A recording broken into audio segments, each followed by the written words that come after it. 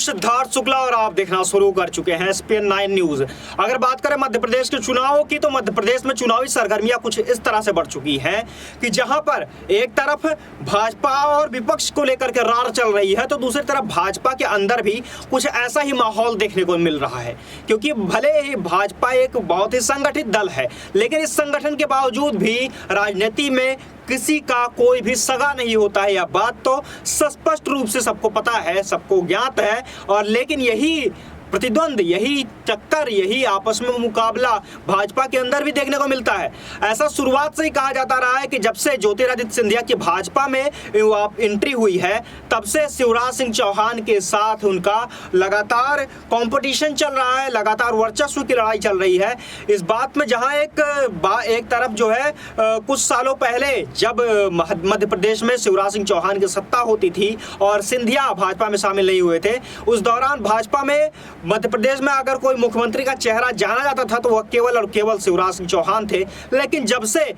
सिंधिया की एंट्री हुई है भाजपा में तब से लगातार उनको एक ऐसे चेहरे मिल गए हैं, एक ऐसा चेहरा मिल गया है जो कि न केवल मुख्यमंत्री के चेहरे के रूप में जाना जाता है बल्कि मुख्यमंत्री के चेहरे पर भी हावी होता दिखाई पड़ता है। और सिंधिया एक ऐसा नाम बन चुके हैं भाजपा के कोर टीम का जो कि सच में अपने आप में एक बहुत ही महत्वपूर्ण छवि रखता है। यही कारण है कि केंद्र में ज्योतिरादित्य सिंधिया को उड्डयन मंत्रालय दिया गया है, पर उड्डयन मंत्रालय के अलावा उन्हें स्टील मंत्रालय दिया गया है। और ध्यान देने वाली बात है ये भी कि उड्डयन मंत्रालय वही मंत्रालय है जो कि यूपीए की सरकार में साल 2001 के दौरान राजेश पायलट के पास थी। ये सरकार यानी कि सिंधिया के ऊपर मोदी सरकार ने इतना ज़्यादा विश्वास दिखाया है। लेकिन अब बात इन दोनों पीढ़ियों में जिस तरह से जंग की बात शुरुआत से चल रही है, या फिर यूँ कहिए कि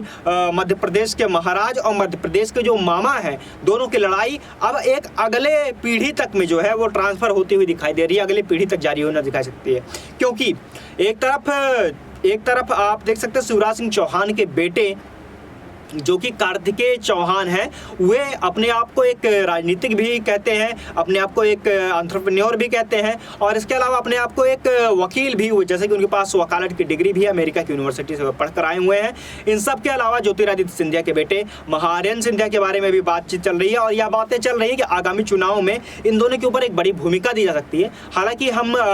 यह पुष्टि नहीं कर रहे कि उन्हें जो है चुनाव में टिकटें मिलेंगी या नहीं मिलेंगे, लेकिन उन्हें फिर भी भाजपा के गठबंधन और प्रबंधन की तरफ से एक महत्वपूर्ण जिम्मेदारी दी जाएगी कि वे मध्य प्रदेश की सीटों पर अपने अहम छवियों का इस्तेमाल करें और ज़्यादा से ज़्यादा वोट इकट्ठा करने की कोशिश करें और साथ ही कांग्रेस के साथ में कांग्रेस की रणनीति को पछाड़ने के लिए, भाजपा की रणनीति को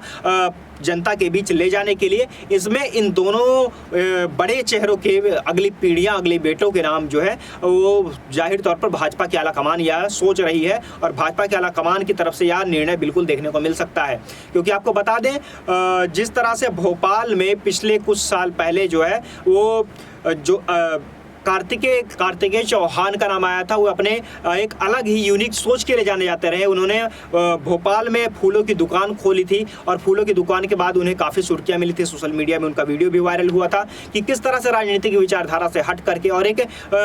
फैले हुए मानसिकता के साथ में, एक अच्छी मानसिकता के साथ में उन्हें राजनीति के अलावा एक उद्यमिता के क्षेत्र में भी उन्हें जोड़कर देखा गया था। लेकिन इसके बाद से वे लगातार अपने पिता की तरह राजनीति में भी बराबर सक्रिय रहते हैं और राजनीति में उनकी खास रुचि भी रहती है। इसके अलावा अगर हम बात करें ग्वालियर राजघराने से ताल्लुक़ रखने वाले ज्योतिरादित्य सिंधिया जो कि उनके अगले उत्तराधिकारी हैं